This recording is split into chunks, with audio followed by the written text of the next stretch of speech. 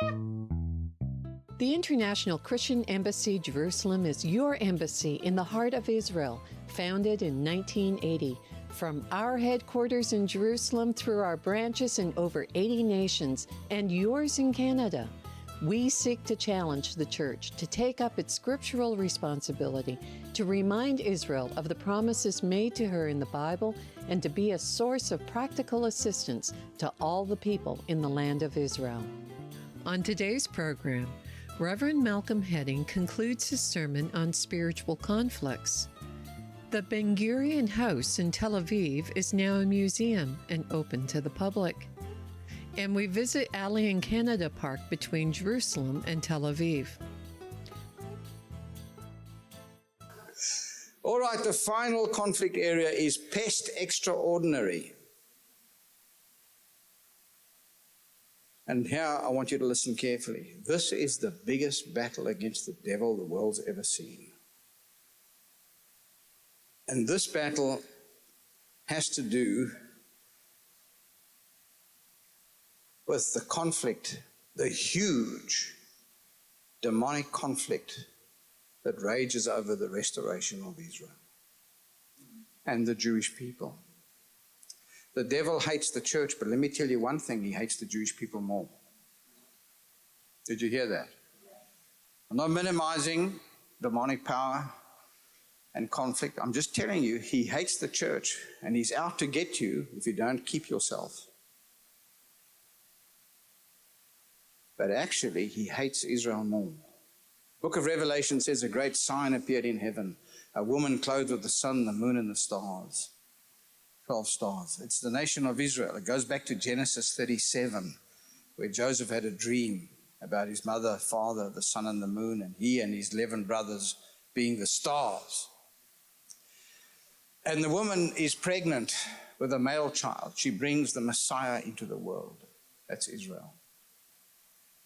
But then he sees another great sign. He sees a great dragon with 7 heads, representing the global Babylonian Gentile system that stands before her to kill her.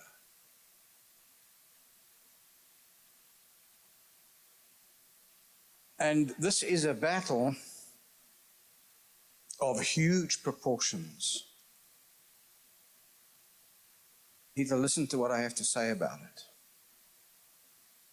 And God is inviting you into it for 2 reasons. Because this battle will lead to the total destruction of the devil. That's why it's so intense. And secondly, this battle will result in the return of the Mashiach to Jerusalem. That's why it's such a huge battle. The devil must resist this at all costs. And the only way he can resist this is to liquidate the Jewish people, because the Mashiach always comes through them, by his first coming and by his second coming. They are the custodians of the covenants. To them God gave the covenants. And the great Davidic covenant will bring Jesus back to this planet. But it will be mediated by a restoration of the Jewish people to the land of Canaan. That will have 2 phases, a physical phase and a spiritual phase. And we are in the middle of that battle now. And Jay and Meredith have borne the heat in that battle.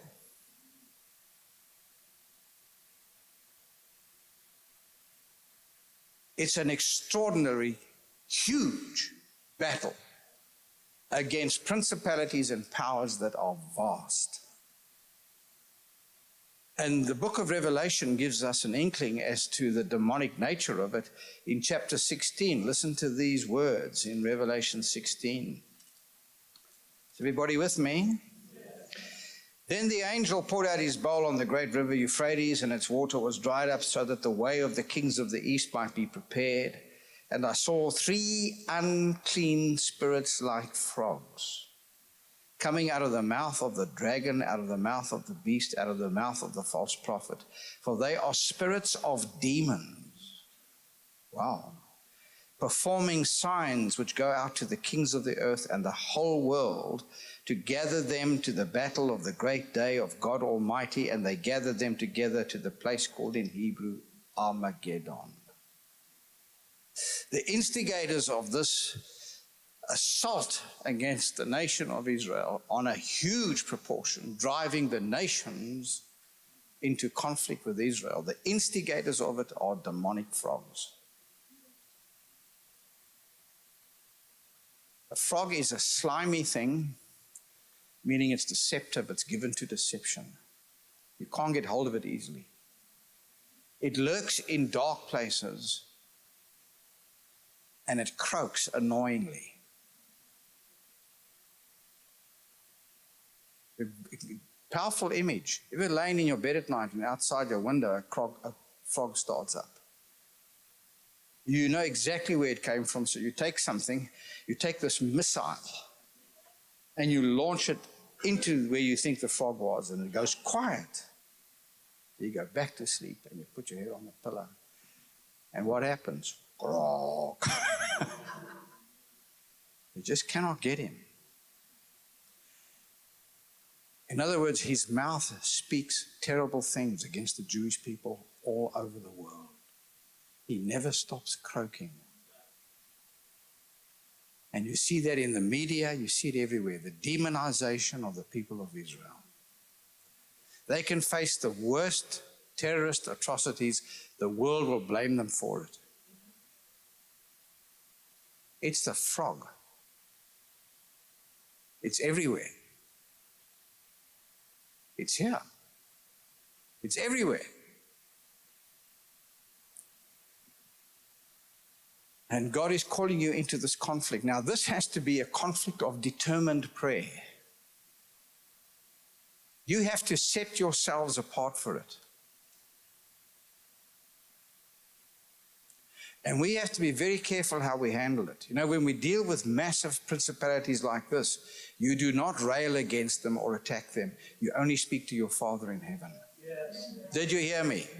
Yes. You will go outside of your realm of authority if you seek to take on major principalities like this. You will be in trouble. That's right. Yeah. This is a major conflict, and it troubles me in many meetings when I hear Christians, even Israel meetings, standing up and railing against the devil. I think, wow. The Bible says don't do it. Yes. Peter warns about it. And Jude says, when the archangel Michael came to get the body of Moses, the devil turned up as well. But the archangel did not rail against him. Even the archangel said, the Lord rebuke you. And like Daniel, you need to cover yourself in the benefits of the atonement of Jesus. And pray to your Father, covered by his blood. Amen. And that's what Daniel did in chapter 9. And his prayer is still being answered. He dislodged principalities and powers. It was Daniel's prayers that brought the Jewish people home. It's an extraordinary conflict. And Jesus stands here this morning because, you know, we're having time with him. Not a meeting. He's asking whether he can rely on you to be part of this conflict.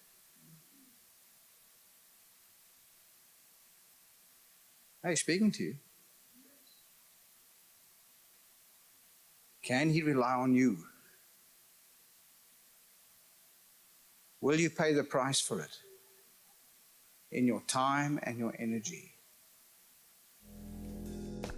Up next, we visit Tel Aviv and hear about the house in which David and Paula Ben Gurion lived while he was Prime Minister of Israel. This house was built in the 30s, in 1930. It was a part of a very special neighborhood here in Tel Aviv. It was the first workers' neighborhood in Tel Aviv. It was built on lands that were bought by the JNF. And all the houses were pretty small. They were all the same. This house was smaller at first. You can see the green tiles. These are the original tiles. So Paula and David Ben Gurion, they had 3 children, Geula, Amos, and Renana. They lived here. This part over here was the living room and the kitchen. And over there was the master bedroom. In 1946, Paula and David Ben Gurion renovated the house and they expanded it to its current size. That's when they added the big kitchen and also separated their bedrooms. Paula slept over there at the end of the corridor. And this room, that used to be the master bedroom, was given to Renana. Renana was still living at home. Geula and Amos were already married and left the house. Ben Gurion's bedroom is upstairs. And after Renana left the house, got married and left the house, Ben Gurion decided to dedicate this room to the IDF, to the Israeli army. The Israeli army was one of Ben Gurion's biggest projects, and one of the projects that were most important to him. He put some souvenirs and gifts that he got from commanders and soldiers in the army throughout the years. He put them there. When you go into that room, you can see that the window is sealed with bricks. That's because in 1956, during the Sinai campaign, Ben Gurion was very sick, and the doctor ordered him to stay in bed. Ben Gurion's bed was upstairs, like I said, and the shelter was outside. So they were afraid that if Tel Aviv would be bombed from the air, then he wouldn't have a shelter close enough. So the army came here and turned this room into a shelter. That's why the window is sealed. And Ben Gurion stayed here during the entire campaign. Moshe Dayan was chief of staff, and so he came here and he updated Ben Gurion, and he received orders, and everything happened right here. This house became a museum to Ben Gurion's request in his will. Ben Gurion passed away in 1973 on December 1st, and on 1974 the house was opened as a museum. It stayed pretty much the same, except for some souvenirs and gifts that were brought here. You can see them mostly in the living room, but also if you look at this corridor, all the pictures, all the diplomas, honorary diplomas, because Ben Gurion never finished his bachelor degree. He studied law in Turkey in 1912, but then the First World War emerged at 1914, and he never got to finish his degree. This is Ben Gurion's bedroom. You can see his bed. This is what we call a camp bed. You can see that it's quite simple. This bed was very common in Israel in the 50s. In the 50s, when many waves of immigrants came here to Israel, it took the young state a bit of time to take care of everyone. So at first they got a bed. The Jewish agency gave them beds. And Ben Gurion, who wasn't an immigrant at the time, he came to Israel in 1906. So by 1948, he was here for quite a while. He got himself one of these beds too, because he wanted to show the immigrants that he identifies with them and that they're actually the same. He slept on this bed until his last day. And you can see that the bed is a little small. It's because it was built for him. Ben Gurion wasn't very tall. He was pretty much as tall as me. And he stayed. He slept in this bed all his life. The only book that Ben Gurion kept by his bed was the Bible. Ben Gurion wasn't religious. He didn't used to pray. He wasn't a religious person. But the Bible was one of the most important books to him. He read the Bible a lot. Many of his speeches had quotations from the Bible. He said that the Bible is actually our justification for being here in Israel. He took lots of inspiration of the Bible, and that's the only book he chose to put by his bed. In the library, you can see the rest of his books. These are all books that he collected and bought throughout the years. This is his private library. We have a little over 20,000 books here in the library, and in Sde Boker in the Negev, 5,000 more. Ben Gurion read all of these books, not all of them from the beginning to the end, because there are lots of encyclopedias and dictionaries and many Reference books. Yeah, reference books, but he knew his library very, very well. Yitzhak Navon, if you've heard of him, he was the fifth president of Israel. He worked very closely with Ben Gurion for many years. And he said that one day when Ben Gurion was prime minister, he was at the prime minister's office in Jerusalem, and he was having a discussion with someone, and he wanted to prove his point. So he called his assistant. His name was Chaim Israeli. And he asked him, Chaim, could you please go upstairs to the library, go into the second room, take out the book from the third, on the third shelf, the third book from the right. It's a green, open page, 70, and tell me what it says. So he knew the library very, very well, even if he didn't read each and every book. He knew what they were about. The books in the library are written in 11 languages, all languages that Ben Gurion spoke, wrote, and read. It was very important to him to read books in the original language they were written in. First, when the house was just built, there was only one room here, only this room, the middle one. It was very unusual because all the houses in the neighborhood were only one story, had only one story, but Paula and David Ben Gurion, they got a special permission from Mayor Dizengoff, the mayor, to build an office for Ben Gurion here. Later on, in 1946, when they renovated the house, the library also grew to this current size.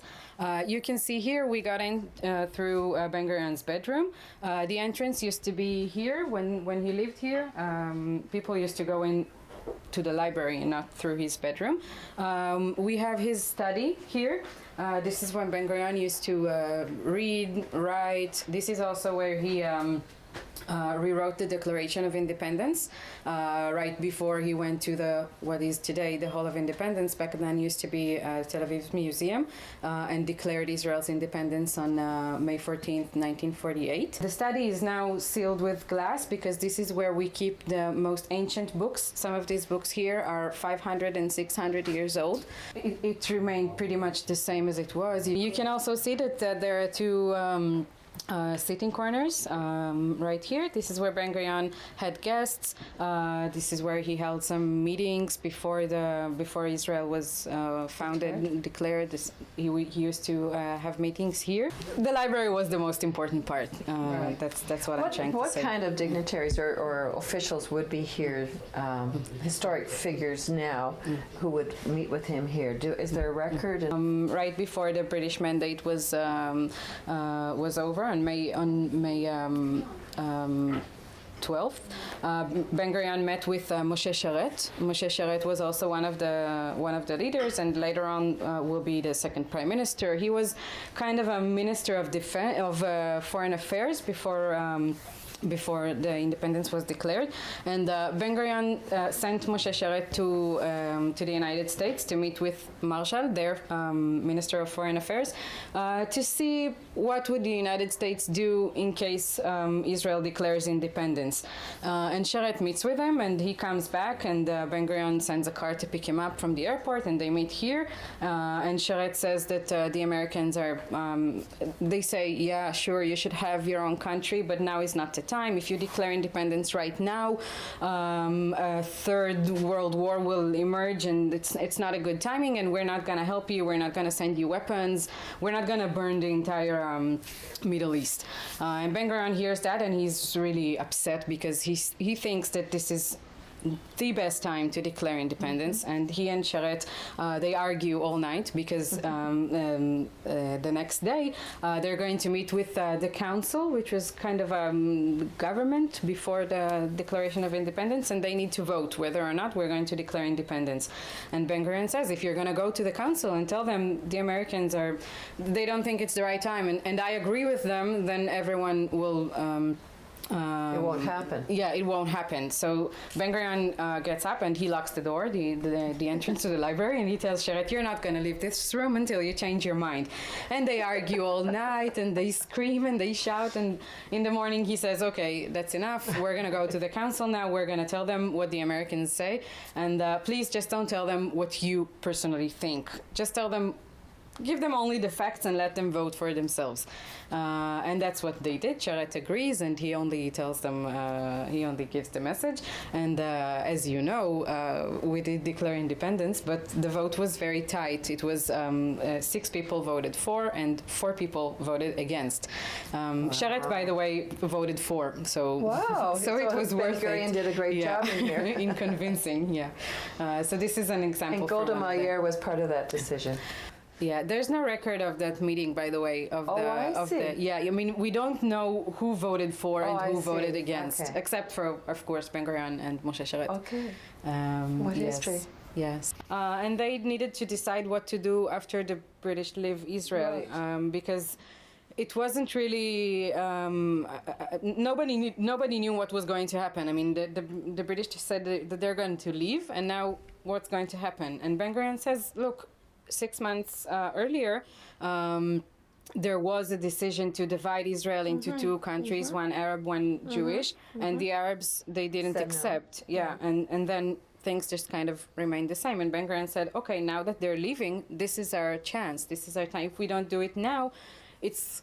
You couldn't leave a vacuum. It would leave a vacuum, exactly. And you don't know when we're going to have another chance. But you need to remember that back then there were twice as many Arabs in Israel, and the Jewish people in Israel, they had no weapons. They had, I mean, they had nothing. Came from the Holocaust. Yeah. They had nothing. They were fewer, and they were.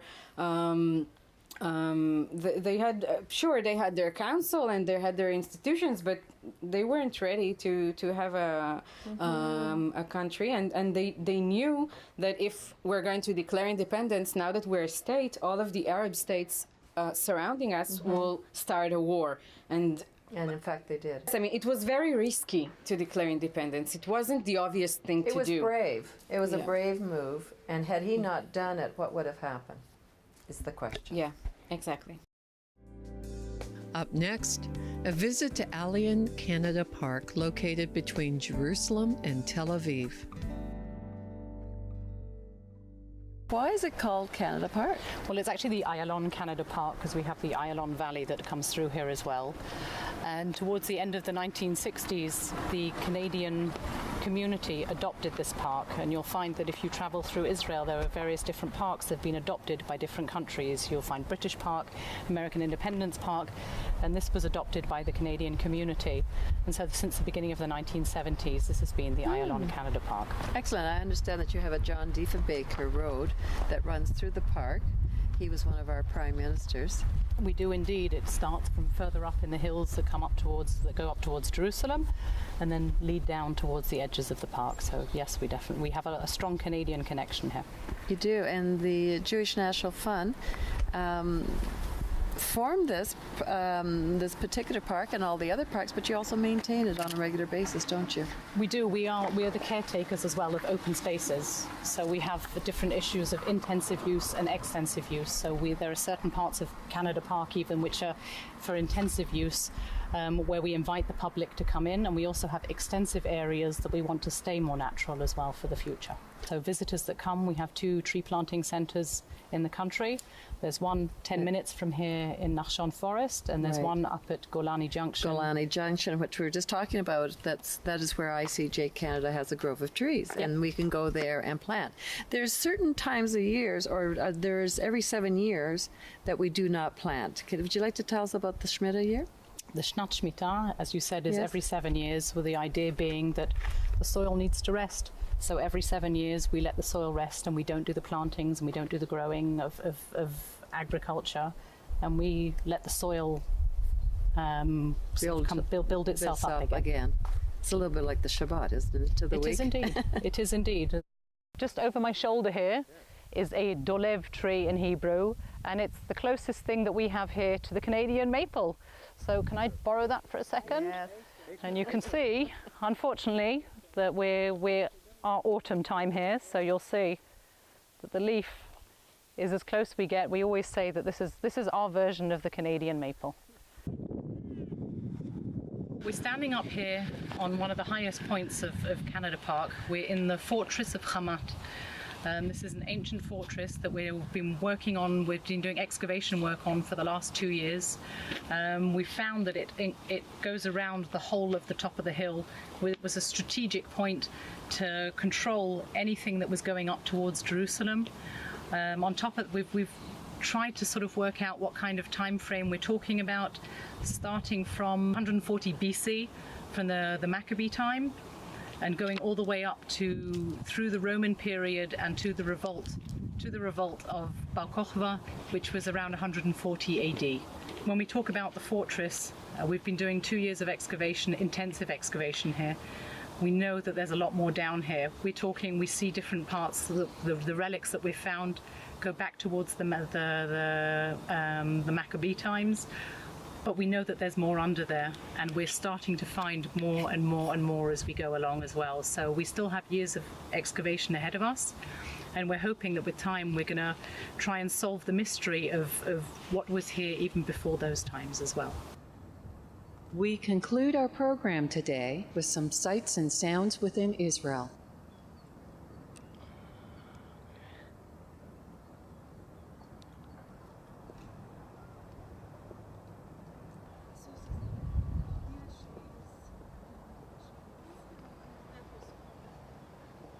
So that we'll just get the natural sounds.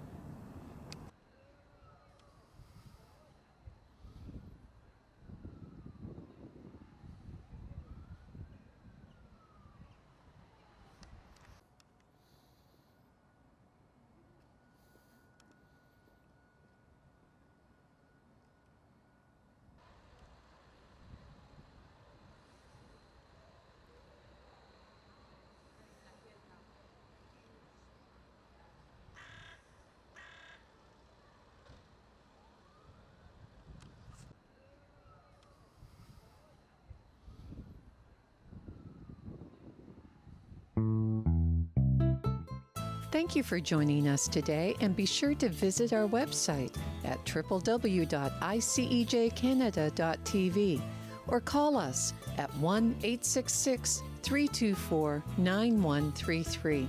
And for our Canadian residents, you can ask for your free Canada Israel pin.